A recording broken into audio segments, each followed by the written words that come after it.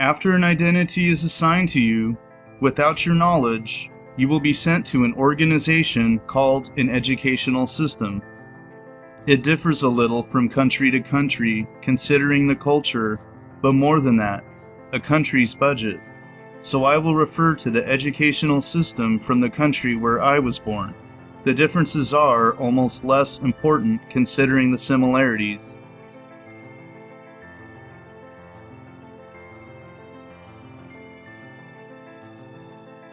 Kindergarten lasts about 3 or 4 years, but can vary. In kindergarten, I learned many stories, tales, things related to imagination. Why? I don't know. Nobody told me. I still have no idea why. Well, you must understand that today we expose children to artificial values first. Moo moo, said the cow. Ba ba, said the sheep. When you bring up children with that kind of garbage, they can learn geology, children can learn engineering, mathematics. Children are capable of learning the same thing adults are. It takes just as much garbage that you fill the kids' heads with, and you keep pumping information into their head that's unreal, and then you expect them to be able to think later on. Children can learn to read at a very early age. They can understand complex things like continental drift. They can understand volcanoes, nature. They can understand the symbiotic process. But you have things like a Mickey Mouse Club. Imagine that. Imagine all the ridiculous things that children are exposed to. So here we damage them right away because we think, well, I guess that's the way children are. No, they are not. I can like to say this about my own little boy. When he was about 4 years old, he said, Daddy, the wheel came off my toy car. Will you fix it? So I said, so it did. I'll get you baby toys where the wheels don't come off. And I threw the car in the garbage. Well, I watched him, and I noticed that lower lip come out, and he said, you throwed it away. And so I said, yes, I did. So he said, well, maybe I can fix it. Then I took it out and I gave it to him. And he tried to put it together, and he did put it together within a few minutes. Then I picked him up and said, that's wonderful. How did you do that? He said, I'm not that little. In other words, if you give kids responsibility instead, let Daddy solve this, let Daddy do that for you, let Mommy fix that, you produce a blob that doesn't think.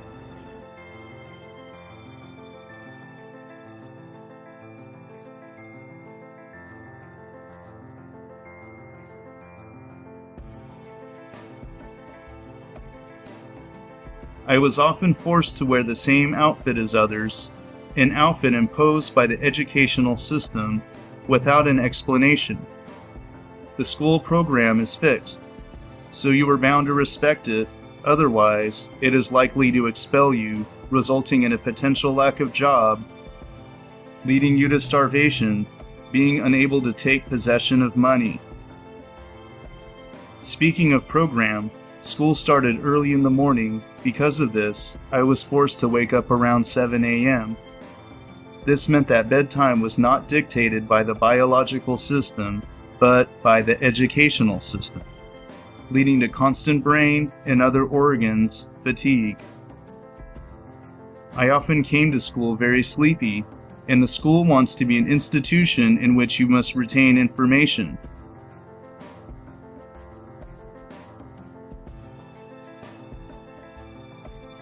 Classes were fixed, so were the breaks. The program was about 6 to 7 hours a day, 5 days a week. The educational program lasted about 12 years, and the break was about 2 to 3 months every year. The educational system has created the first scale of values and labeled people as being stupid or smart because of some unknown rules, creating envy. If you're born with a better brain, say the tissue is better quality, the neural processes are better built, if you live in Nazi Germany, you become a Nazi faster. Even if your brain is better. The brain has no mechanism for knowing that which is relevant or less relevant. And that goes for intelligence. I don't know if I've talked to you about an electrical engineer of 75 years ago, an intelligent one, couldn't get a job today. So when you talk of intelligence, what are you talking about? It's an ongoing process. It isn't, that's why there's no such thing as an intelligent person. That are people who are fairly well informed in area A and B, not informed in area C. Also, schools promoted competition. That leads instinctively to dispute. And do not forget that competition may have winners and losers. Mostly, the school in which I, along with millions of other children, have taken part, created a false scale of values and promoted competition. Also, schools destroyed something very important: curiosity. Since nobody gave you an explanation for the way you were forced to behave, just telling you to do things without asking.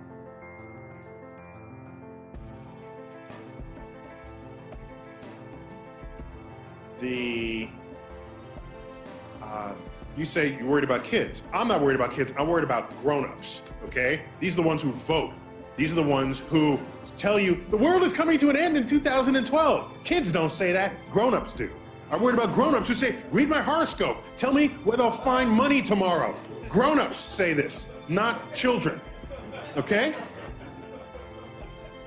Children do not read horoscopes, okay? Children are perfectly happy counting through the number 13. Children are not afraid to walk under ladders. They see a black cat cross their path, they say, oh, kitty, kitty, they want to pet it and not run in the other direction. Children are not the problem here. Get me started. Plus, kids are born curious. They're always exploring. We spend the first year of their lives teaching them how to walk and talk, and the rest of their lives telling them to shut up and sit down.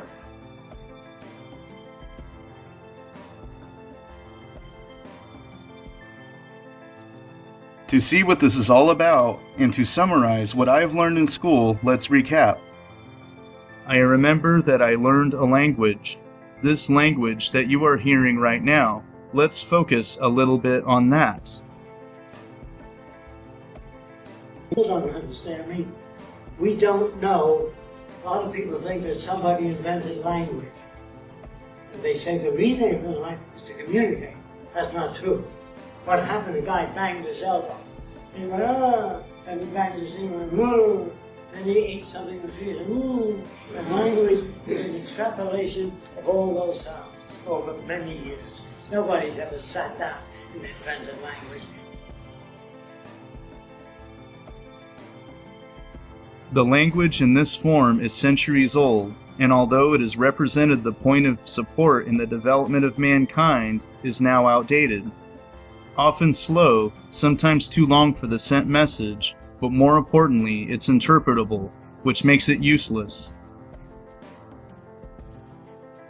We know that mathematics, chemistry, and physics are not subject to interpretation.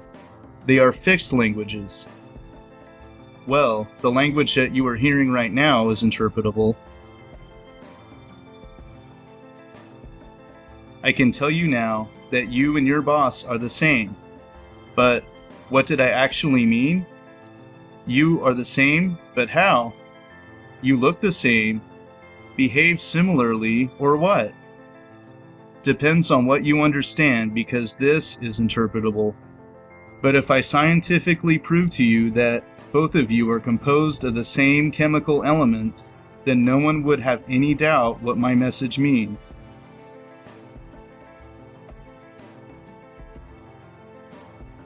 Consider now the people who build all kinds of buildings.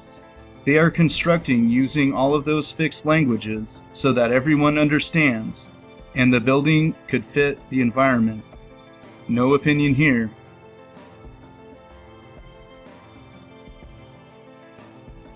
So in those 12, or for me 15 years of school, I learned an exceeded language that adds to the confusion of the current world. Moreover, I learned one language out of hundreds, which does not help me when I leave the country.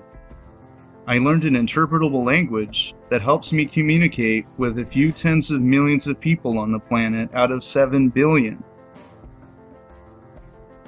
That in an era of the internet, a place without fictitious boundaries. Why haven't I learned a universal language? One more compact and less interpretable? Or why didn't I learn the other fixed languages better than this interpretable one? I have possible theories, but they don't matter. All that matters is that you ask yourself.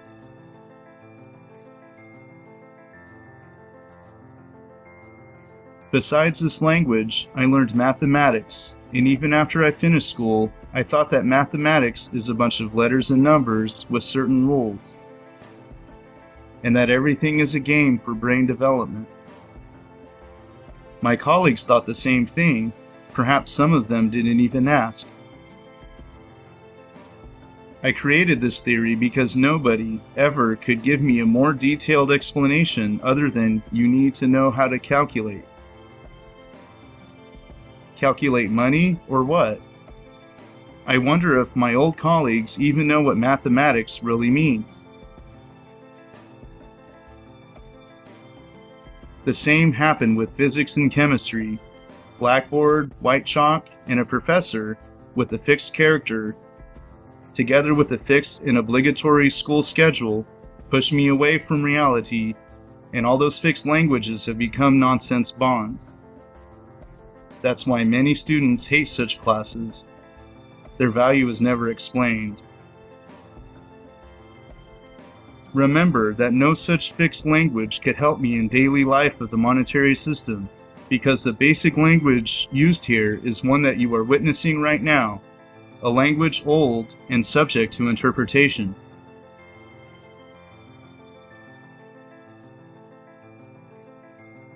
I also learned geography and history. History never interested me because I did not know if indeed such things happened. They were just writing for me, and the present is much more important anyway. Besides, I didn't agree with stories where armed criminals were seen as leading heroes.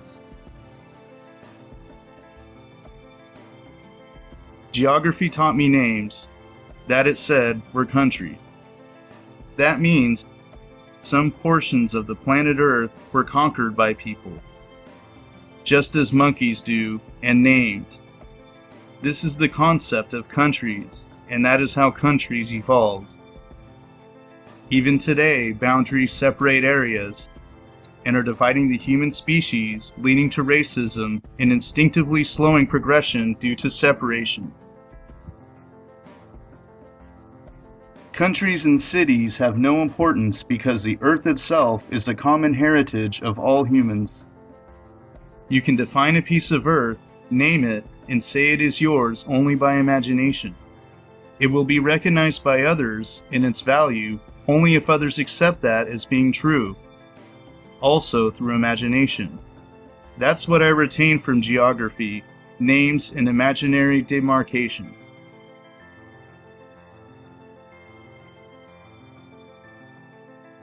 I learned about God and religion, a theory that says that the world was created by a divine creature within 7 days. Basically, the theory was promoted and accepted by all, especially as it was taught in school as being true. It is in contradiction with other subjects in school, such as physics, chemistry, or biology, even with reason, and for me, it just created confusion.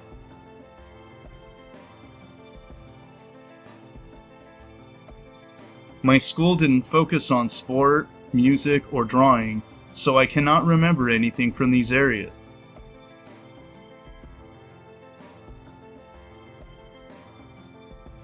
The closer I got to the end of these 12 years, the less rationality I found in what I learned. What we learn in school does not have any tangent with reality, only with further education through college. In the monetary system, college is the final step of this human education, and college will prepare you for a job. That makes the educational system a system of training workers.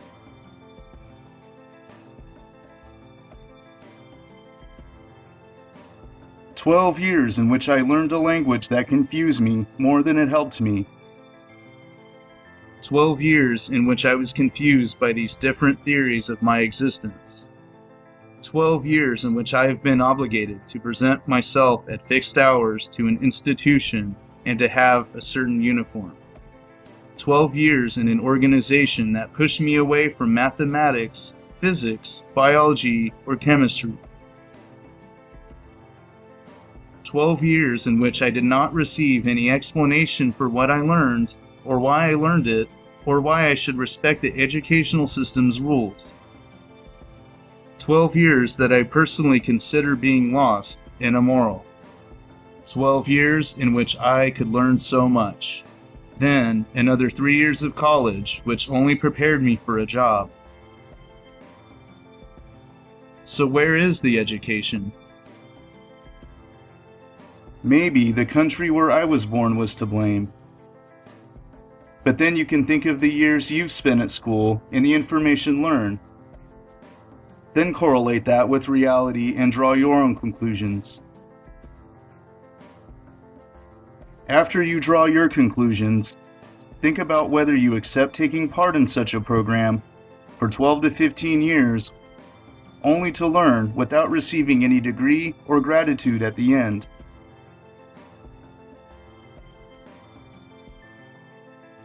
I haven't heard school teachers say, let us make education relevant to the needs of people. I've never heard the descriptive system from universities or any elaborate organization.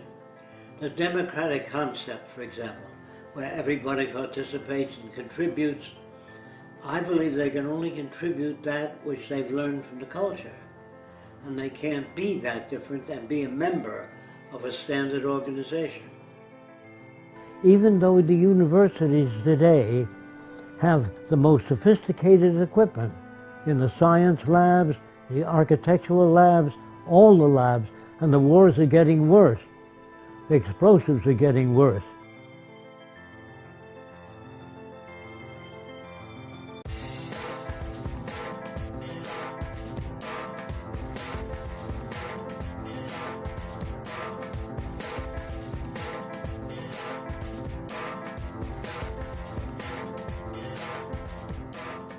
Now let's look at how children learn and how schools might look in a system focused on progress and freedom of human beings.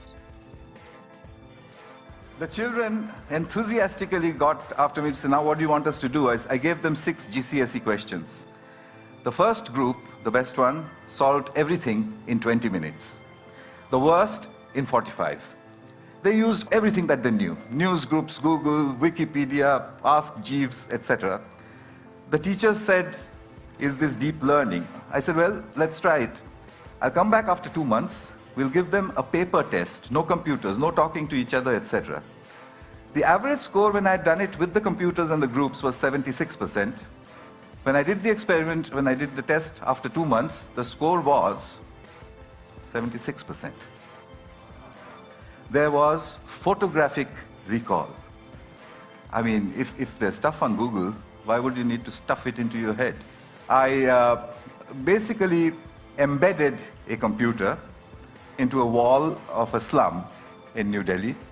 The children barely went to school, they didn't know any English, they'd never seen a computer before, and they didn't know what the internet was. I repeated this all over India and then through a large part of the world, and noticed that children will learn to do what they want to learn to do. So at the end of it, we concluded that groups of children can learn to use computers and the internet on their own, irrespective of who or where they were. I got an interesting phone call once from Colombo, from the late Arthur C. Clarke, who said, I want to see what's going on. And he couldn't travel, so I went over there. He said 2 interesting things. A teacher that can be replaced by a machine should be. The second thing he said was that if children have interest, then education happens. And I was doing that in the field, so every time I would watch it and think of him. Possible, and they can undoubtedly help people, because the children very quickly learn to navigate the web and find things which interest them. And when you've got interest, then you have education. I think we've just stumbled across a self-organizing system. A self-organizing system is one where a structure appears without explicit intervention from the outside. Self-organizing systems also always show emergence, which is that the system starts to do things which it was never designed for, which is why you react the way you do, because it looks impossible. I think I can make a guess now. Education is a self-organizing system where learning is an emergent phenomenon. Now that we know that children learn and organize themselves better through curiosity, you should only provide information and access to them. It's simple. Hi, my name is Sal Khan. I'm the founder and faculty of the Khan Academy, and we're trying to educate the world.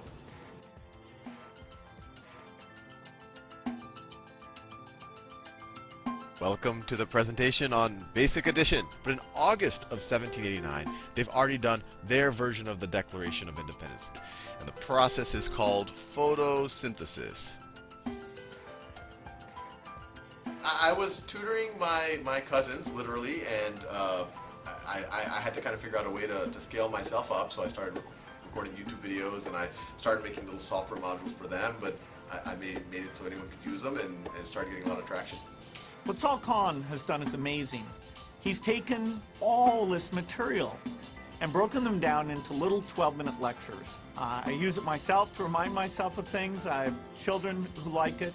So I was super happy he came up and we got to talk about where does he go now? How can my foundation help him pursue this dream and connect it up with the other great things going on the internet? I want it to be a standalone virtual school where anyone in the world who wants to learn anything can go there, start from the basics, progress as far as they need to go, get feedback, get assessment, get practice, and eventually I want it to actually become the operating system for what goes on in the classroom, where every student's allowed to work at their own pace, and the teacher actually becomes more of a mentor or of a coach. So I see Sal Khan as a pioneer in an overall movement to use technology to let more and more people learn things, know where they stand. It's the start of a revolution. A system like that will create curious, intelligent, and inventive individuals, something different from a worker. Such a system couldn't help you in the monetary system. Then you have to ask yourself, why is that? I didn't want to teach my kid how to read. So I used to read to him at night and close the book at the most interesting part. He said, "What happened then, Daddy?" I said, "Look, if you learn to read, you can find out. I'm too tired to read. I'll read to you tomorrow." So he had a need to want to learn to read. Don't teach children how to read. Don't teach them mathematics. Give them a reason to want it. Because everybody doesn't know what that means. In school, they're working ass backwards.